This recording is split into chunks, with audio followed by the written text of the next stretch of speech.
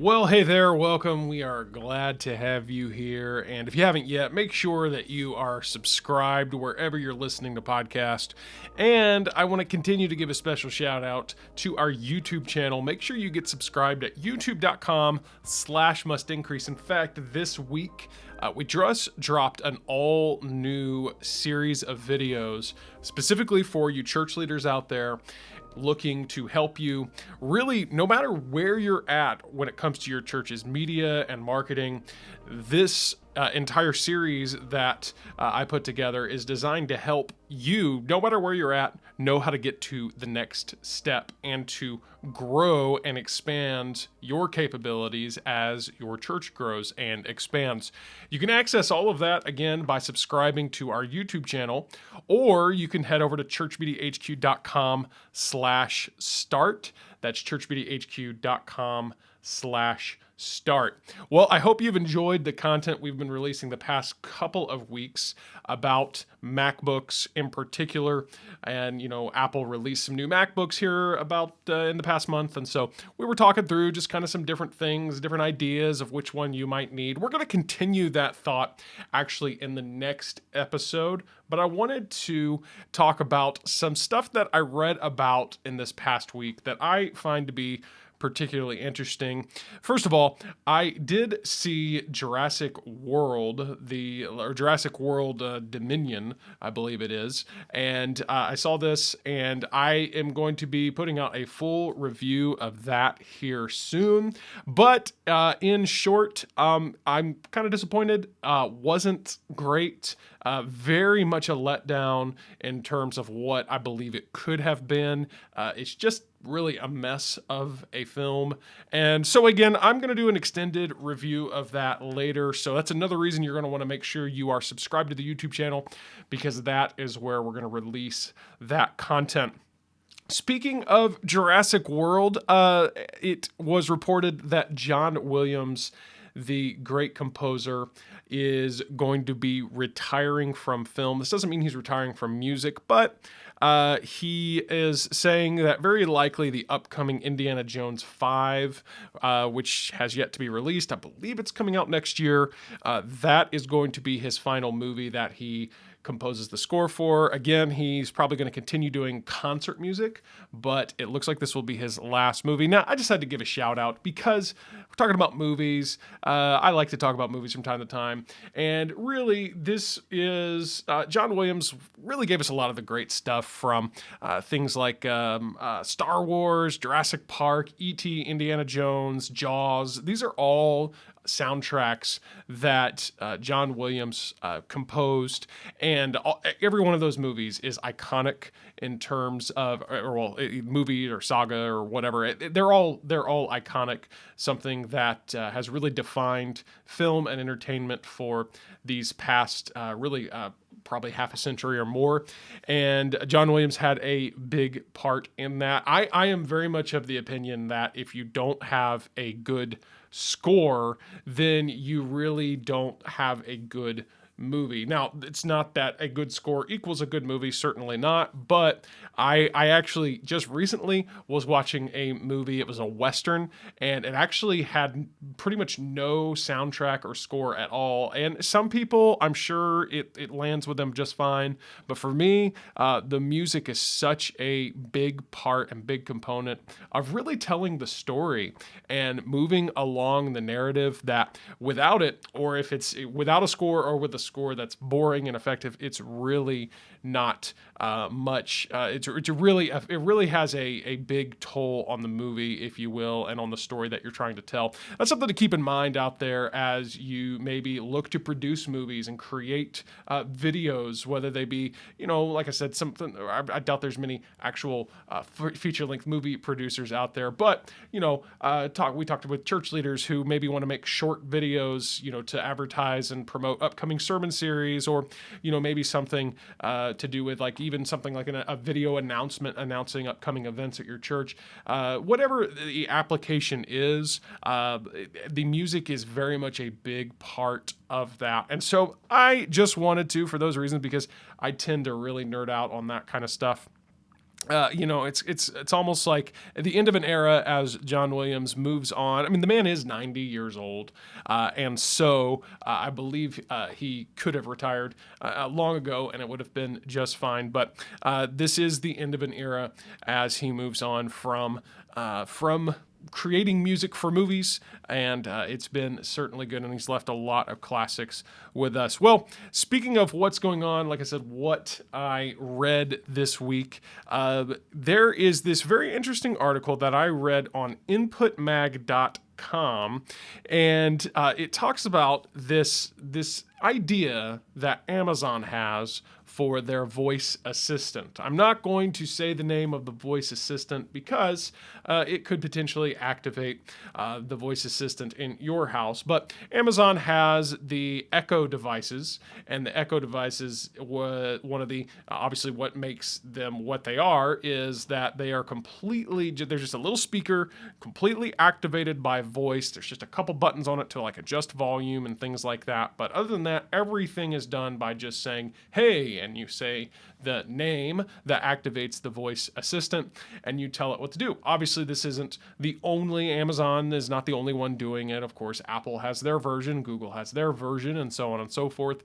But Amazon was one of the first to make it mainstream, at least in the context of their of your home, of having a speaker. You know, Apple started with their voice assistant, really was something that started on the phone, but really one of the first major players as far as home speakers is, of course, Amazon with the Echo, and then introducing their voice assistant along with that. Well, a very interesting, if you will, kind of idea that the Amazon senior vice president presented and announced at a conference in Las Vegas. He says that the company plans to roll out a new Alexa feature enabling the voice assistant to imitate a dead loved one's voice using only 1 minute of pre-recorded audio. So what, and again, you can read it, inputmag.com. That's where I found the article. I'm sure if you Googled it, there's, I would think that there's other sources out there that have reported this as well. But basically what they're saying is that if they can just get 1 minute of audio pre-recorded from someone, and in this case, they're applying it to someone who has passed on, they will be able to use their voice to essentially do all kinds of things with their voice. So, for example, I'm not exactly sure how all this would play out, but I'm thinking what they're thinking is to say, okay, so when I say that voice assistant's name, they're going to reply to me in what would be the voice of an actual human voice that I'm familiar with. And in this case, they're applying it to a loved one who has passed on. And they're saying the reason for this at Latest Excursion is to make the memories last. This is a quote, to make memories last since, quote, so many of us have lost someone we love during these past few years. And that was what was presented there by this vice president of Amazon. Now look, I really, this is one of those things. First of all, let's look at it from a PR perspective. This is an interesting development in technology. It doesn't surprise me that it's able. In fact, I'm sure that this is something that can be done. In fact, if you've ever downloaded the Waze app for your directions, you know it's a good alternate to Google Maps or Apple Maps. The Waze map allows you to actually record your own voice to give yourself directions, if you will, if you want to take the time to do it. And so this idea of utilizing real voices, if you will, and familiar voices as something to do with your, you know, I guess an artificial intelligence, to incorporate it in that way into, in this case, an artificial voice assistant. It's not completely unheard of. But let's just talk about this purely from a PR perspective. Why in the world? I don't know. This just to me shows how detached and how out of touch a lot of the higher ups of society are. The elites, as they might get called, the ones who are in power, politicians, the ones that are, in this case, high up executives of big tech companies and big companies in general, celebrities and whatnot. This just to me kind of shows out of touch because I just don't see how any person can look at this presentation, because here's the way, it's not about what he presented in the technology, it's how he presented it. That basically what we're trying to do is we're trying to bring your dead loved ones back from the dead by having a artificial digital voice imitate what was their real voice. Now, look, if it were me and I was presenting technology about this, I would not have brought the dead relative thing into it at all. Who cares if I really just wanted to present this technology of, hey, yeah, we can record a minute of somebody's real voice, and then we can essentially have this assistant, this voice assistant, imitate that person's voice, whatever. Okay, little bit creepy, a little bit weird, but whatever. Okay, technology, cool, fascinating. No. Let me tell you how we're going to use this. You know that grandma of yours that died, 6 months, 12 months ago? Yeah, we're gonna literally dig up her voice from some type of pre-recorded audio we find, and we're gonna take that and we're gonna implant into this speaker, and your device now is going to speak to you in dead grandma's voice. That's weird and that is creepy. And look, I've had loved ones pass on. I did have a grandma pass away. I guess it's been probably 4 or so years ago now. And look, I miss my grandma. I love my grandma. But the last thing I want to hear is the speaker over here, the smart speaker over here, imitating my grandma's voice and posing as her. Amazon's trying to take and say, well, we could have them read you a story no, I don't want that. And honestly, I'll be honest, this is something we need to really take a step back and ask ourselves, is this what we want our society to be? Look, I'm a big fan of technology and media. Obviously, that's why we have podcasts and YouTube content all about it.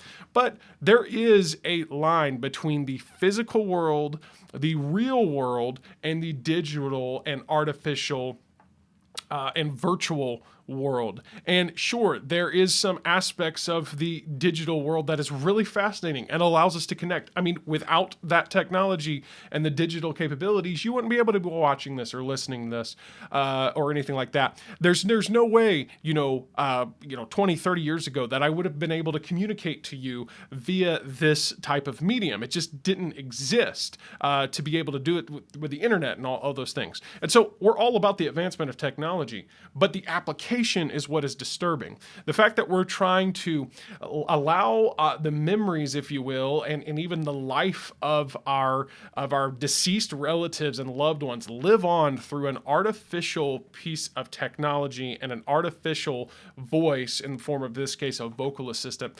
That is very disturbing. And to me, that is a very disturbing place for our culture and our society to go. No doubt there will be people who embrace this. There will be people who look at this and go, "Oh yeah, this is great.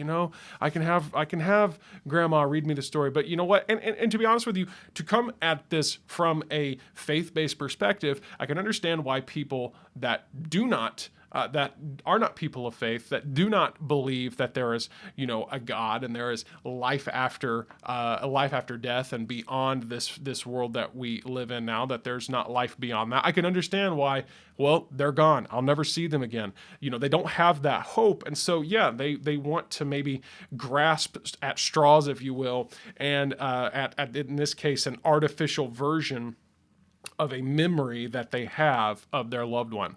All that to say, this is a really, like I said, it's very disturbing. It's very weird. And it's very weird to me that Amazon thinks that people, like I said, no doubt there's going to be people out there that take advantage of this.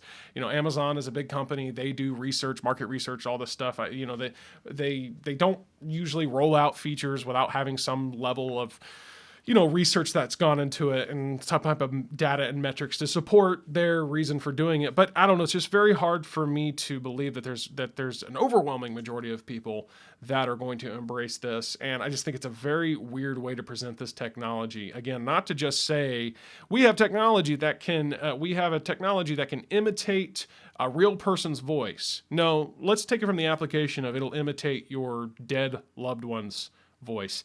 That to me is pretty odd. Speaking of odd, and speaking of the, if you will, the virtual world versus the real world, you've heard me talk about before about our buddy Mark Zuckerberg. And Mark Zuckerberg, he actually wants you to start paying him money for fake stuff. And actually, I have a little video clip I want to show you now. I think that this is where we're going. Our North Star is that, by the end of the decade, we hope to basically get to around 1 billion people in the metaverse doing hundreds of dollars of commerce each, buying digital goods, digital content, different things to express themselves. So whether that's clothing for their avatar or different digital goods for their virtual home or things to decorate their virtual conference room. Utilities to be able to be more productive in virtual and augmented reality and across the metaverse overall. So I think that there's going to be a massive economy around this. It's going to create a lot of opportunity for creators. That's why you hear me talking about the creator economy so much. I'm just really excited about a world where you're going to have millions of more people who can do creative work that just makes them happy as their job, instead of some of the things that they might be doing today because they feel like they need to in order to make money. I think that's going to be a massive opportunity, but certainly I think it's a huge business opportunity for us too, for the reasons that you say. Our playbook over time. All right, we're going to stop it there because I wanted you to hear that last line. Zuckerberg talks about all this opportunity for, people and whatever, and we'll address that here in a minute. But I just want to make this, I want this make point because make this point. I want to make this clear. That's why I played it all the way up to that final line there. He, of course, goes on and he actually expounds on this further, but there's no, listen, I can't stand Mark Zuckerberg just from his personality alone. The guy seems like such a literal robot. But anyways, right there at the end, oh yeah, it's a great business opportunity for us as well. And then he goes on to expand that if you want to. That was on Jim Cramer's Mad Money, MSNBC. I found it on their YouTube channel. I'm sure you could go and look that up as well. But here is really the just again, yet another disturbing element of not the technology itself, the application of the technology. And I think this is something we have to continue to understand. There's nothing wrong, of course, with these technologies, with these capabilities that we have, with the great advancement we've seen in this realm or in this industry, if you will. But what is so just off-putting is the application of it, how these big tech executives and their vision for how people will use it. Now, look, I've talked about the metaverse a little bit before. I've talked about virtual reality. I've said before, it's not for me, if for nothing else, for the fact that it gives me motion sickness, and so I don't see that working out for me. So while all of you maybe one day are living in the world of virtuality, I'll be one of the few humans still living in this real world that we have here. But if nothing else, for the reason that I don't want to be sick. But it's not that I'm opposed to that technology in general. I've seen some cool applications of VR. I've seen some cool games and things that people play and stuff like that. It's what they're wanting to do. I mean, notice it. Zuckerberg says this point about how he makes the contrast between how people who aren't happy with their current lives and how they're making their livelihood, they can essentially find happiness in this world, this fake virtual world that he's calling the metaverse. So, hey, you're not finding happiness in your life, you don't like what you do, okay, pop on that headset and come in and let's live this alternate reality where you're really going to discover happiness. And that is just so, again, very disturbing and very upsetting. It reminds me of one of my favorite, probably my favorite, actually it is, it definitely is, there's no probably about it. My favorite movie of all time is Inception, which came out, I mean, at this point, probably 12 years ago, a movie from Christopher Nolan. It's just an excellent, excellent film because it's so original, such an original thought. And basically, the concept of Inception it's all about dreams, and it's about having dreams within dreams, and it imagines this world where there's a technology where people can share dreams, and it's really good. If you haven't seen the movie, I mean, you've had 12 years, it's time for you to see it. But the one of the interesting plot points that they make about that, and one of the struggles that the antagonist, played by Leonardo DiCaprio, is struggling with, or not antagonist, protagonist, but anyways, what he is, the central character of the film, what he is struggling with is battling between reality, discerning what is reality and what is his dreams. So again, you've had 12 years to see it, so spoiler alert, I suppose. But his wife is dead in this film, and she died as a result of this dream sharing that they were exploring. And they got embedded so deeply into their dreams together. They got so embedded in this world of their dreams that they when they finally woke up and came out of this really essentially extremely long, years long type of dream, they both were struggling discerning reality from the dream world, the real world from the dream world. And that led to his wife committing suicide. And that leads to him all his life struggling between the two, between reality and the dream world, discerning the two. And also he finds himself escaping to the dream world because he can't find happiness in his real life. In his dreams, his wife is alive, his family's together. In reality, obviously, that's not the case. His wife is dead. He's separated from his children in reality. And so he goes to his dreams to escape reality and live happiness. And really the point of the film, one of the underlying plot points, if you will, is that is not a healthy way to live. You don't want to live your life in a way to where you are trying to escape reality by, in this case, going into a dream. Well, that to me is what Zuckerberg is saying. He's saying, hey, look, you can have a miserable life for real, but when you enter into the world of the metaverse and of virtual reality, now you can finally get happiness. And again, it's interesting how so much of this can be associated with how we are as, with the contrast, if you will, of people of faith versus people who do not have faith, who don't believe in God, who don't believe in life, because life after death, rather. Because obviously we know that if you're a Christian, if you're a person of faith, again, you do believe in a life after this world. You believe there is a heaven. You believe you can be reunited with your loved ones. You believe that. And that gives us something to look forward to. But yet we know that this life, this world that we live in now is a gift from God. It's something that He's given us to enjoy. He's given us so that we can have a sense of fulfillment and missions to accomplish and things like that. He's given us this life for that reason. But there's life after it, and we look to that hope, but we enjoy the life we're in now. And again, if you're not a person of faith, then that paradigm completely changes, because instead of being someone who's looking forward to the afterlife and saying, hey, that's going to be awesome, heaven's going to be great, so I'm going to enjoy it, but I'm going to enjoy what God gives me here. You say, what I have here isn't good enough. What I have here isn't, because there are difficulties in this life and there are challenges in this life and there's nothing beyond this life. If this life is going to be so very miserable, then I need to escape it. I need to get away from this reality as much as I can to live in an alternate virtual reality. And you can understand why people think that way. This, to me, is nothing more than just a counterfeit, if you will. It's man's counterfeit of what God has for us. You know, God has heaven for us, for those who believe. And again, if you don't believe, then you don't have that to look forward to. So we've got to counterfeit. We've got to kind of make our own version of heaven. Another interesting show out there on Amazon Prime is called Upload, and it explores this concept of an artificial afterlife. So again, without getting too much in the details, the idea is that there's been technology developed that is where you can literally upload, instead of dying right before your moment of death, you can take your consciousness and you can upload it into a server, more or less, and then your consciousness lives within this artificial afterlife. And again, that whole show is very interesting, the way it explores these different concepts and really how it's kind of making out to be like, hey, this is kind of messed up. This idea that we could create and live in an artificial afterlife is not how it's meant to be. It's unnatural.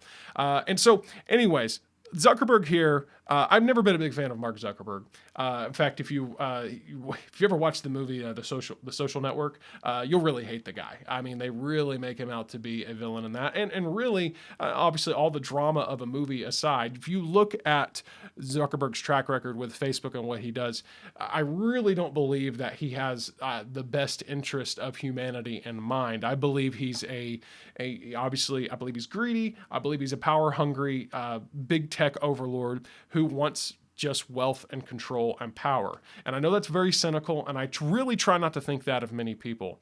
But it's really just, you look at how he lives, you look at how he runs his company rather, and how Facebook is in particular. I mean, they've come under all kinds of fire for privacy and doing things with their algorithms to intentionally upset people, create outrage, and obviously he's big into censorship and things like this. And so I don't think that he has the best interest of humanity at heart when he makes these developments. I think he just wants to be an innovator, and he wants to kind of scratch his ego there and say, hey, look what I've done. Look how I've changed. I mean, I can't remember if we showed the part in the clip where he mentioned this or not, but he really does envision a year where, or a world in a decade or less where this world of the metaverse and virtual reality is a very dominant aspect of society. And again, I'm not opposed to utilizing some type of technology like this. I've already seen good applications of it. However, it is not something that I am not interested in seeing a society and seeing a world where that's where we live, where that is where we, where that's what we do. We just live within the metaverse. We live in an alternate virtual reality, and we go there to escape the horrors of our real life. No, I say, if you don't like your life, your real life that is, make it better. We all have the ability and the power to overcome our obstacles and live a better life. Life comes at us, we can't help that, but we can determine to make the best of what we have. And so all that to say, Mark Zuckerberg, you're weird. And no, I'm not on board with this. And no, I don't want to buy your fake stuff. And no, just not happening. Well, that's where we're going to leave you for this episode. In the next one, again, we're going to dive back into the topic of Macs as far as computers. And this time we're going to be looking at desktop Macs.